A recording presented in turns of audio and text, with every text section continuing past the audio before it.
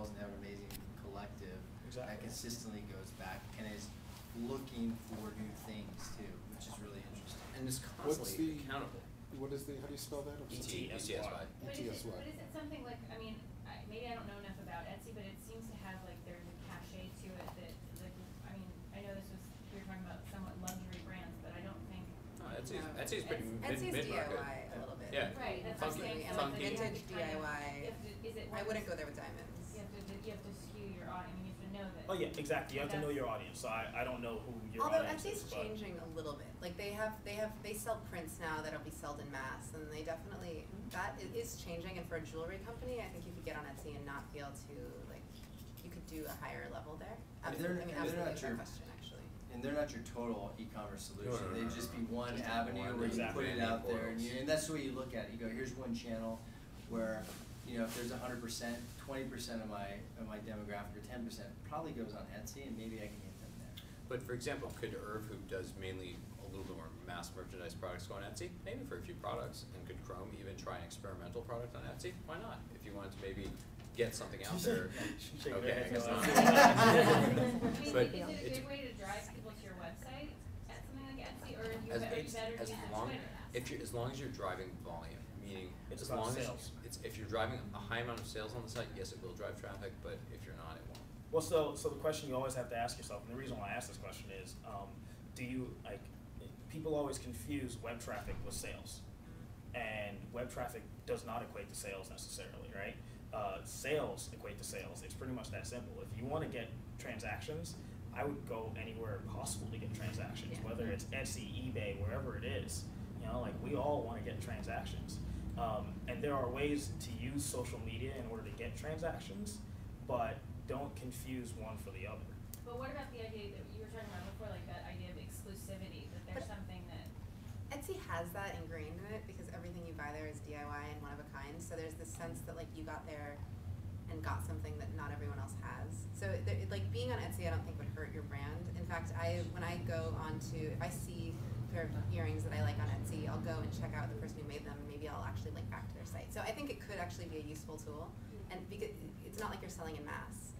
You're selling exclusively, and once someone buys something on Etsy, it's not going to be available anymore. So that kind of makes people want to jump on that. It's generally short run stuff, especially if you're looking for like a sentimental type item. It's a great place to go. But if you're looking for something that's a little bit more high end or a little bit more specialized, then you might want to look at another place.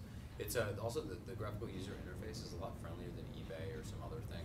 Like eBay's a little more like Craigslist, whereas Etsy I think is a little bit more customizable. Also, there's a high accountability level on Etsy that people are really ranked based on their service, and the response times that are expected are lightning fast. I mean, if you email someone on Etsy, if you don't get a response in 3 or 4 hours, like that's considered a little like not like shady, but like not high-end customer service. Whereas eBay, it's kind of expected they'll get back to you in a day or two, Yeah. but like it's eBay. In eBay, they actually have no incentive to get back to you for the first week. Yeah. So the network just doesn't care that much. I mean, that's more like doing business in the parking lot at the airport, whereas Etsy is a little bit more like the local crafts fair. Or on the F train. Yeah. But again, this comes down to research. Like, go online and look up jewelry brands that are selling on Etsy, and if you don't see anyone who you think is up to par, then don't sell on Etsy. Yeah. You know. It's all about your standard of what is customer value. That's great. We got any others in there? We definitely do. So one of the key takeaways was to come up with a 30-day social web strategy. Now, how does one do that? Is the next thing. What would you do? The question was, how should an apparel and lifestyles brand craft their first social web strategy? They gotta figure out how much time they have to spend. So I mean, just to literally say, okay, between 4:30 and 5 every day, I'll do this, or to mark out like the sacred hour. The hour of the day that I would probably use for it is the first hour of the day before you even do email. See if you can postpone even opening that inbox until like 10 o'clock in the morning. I know it's really hard, but to do that and spend this time not necessarily interfacing with the customers, the prospective customers, but to actually build the collateral. So to spend that time building the YouTube page or building that Etsy account, or because the first month is all about foundation level stuff. It's about literally pouring the concrete, figuring out, okay, we gotta call Joe's Drywall, figure out who's gonna do the drywall, and just the really basic stuff. And so once you set that up, and then in the second month is when you'll actually begin having conversations. Before you even like pour the concrete, you gotta do your research. So I'd say probably weeks 1 and 2, or maybe even weeks 1 through 3, will just look like research, figuring out what are people saying about us and our market in this space. Weeks 3 and 4 are about actually building the foundation level social platforms. So whatever it is, your Facebook page, your Twitter page, all whatever 20 or 30 social bunch of them. And then, once you get into your 7th and 8th week, then you're actually talking with customers. But you're not ready. Like, it's just like building a retail store. You gotta do the wallpaper and put up the racks and stuff before you actually open the doors and get ready for business. I agree with him 100%. I rarely say that.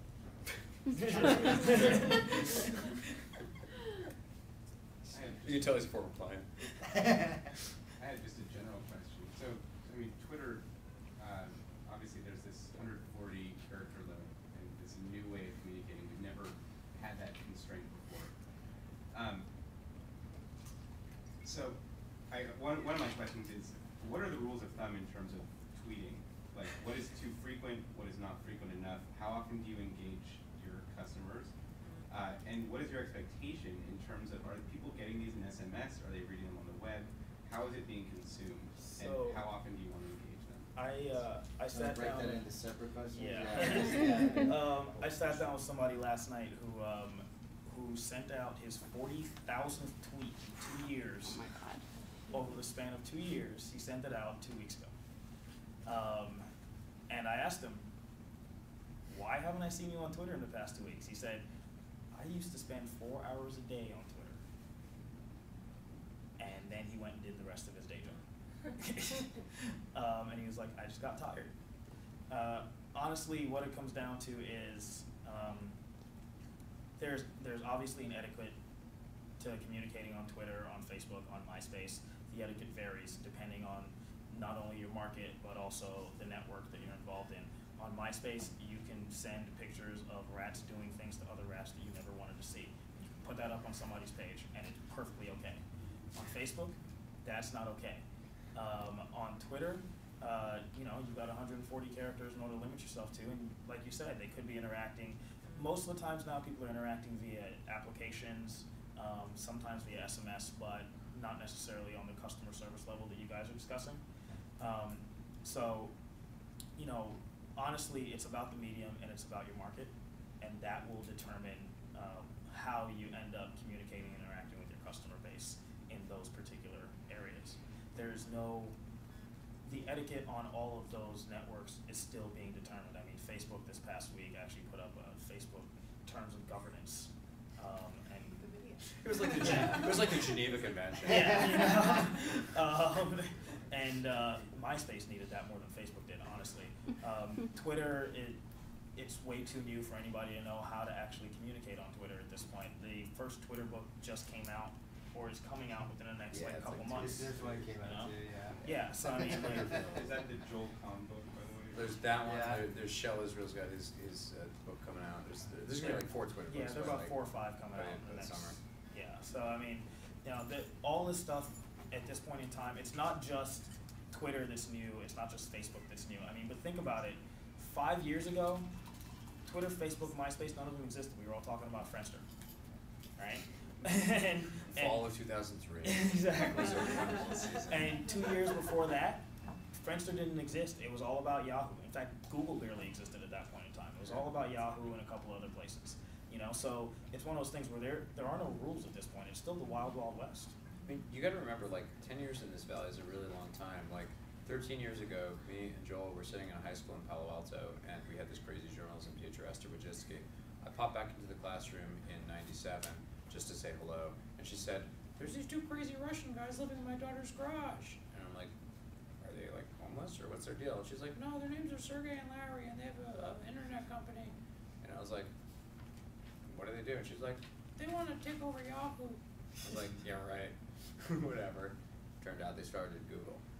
And that was only 11 years ago. So things happen really, really, really quick. I mean, we thought that in the fall of 2003 that we were all going to be on Friendster for life. This whole Twitter thing, it's great right now. There's 13 million people on it. You know what? There's 13 million people in the Bay Area. It's not that many people. And so you have to really kind of take much more of a long-range view of this. And it's not about the actual brands themselves. It's about the technology, the adoption of that type of technology. Right now, 75% of the United States is using a social technology one time per month. That number's probably going to hit 90% by like this time next year. And it'll probably hit close to 100% penetration in maybe 3 years or so. And so that's when, once we have nationwide penetration of these tools and technologies, then I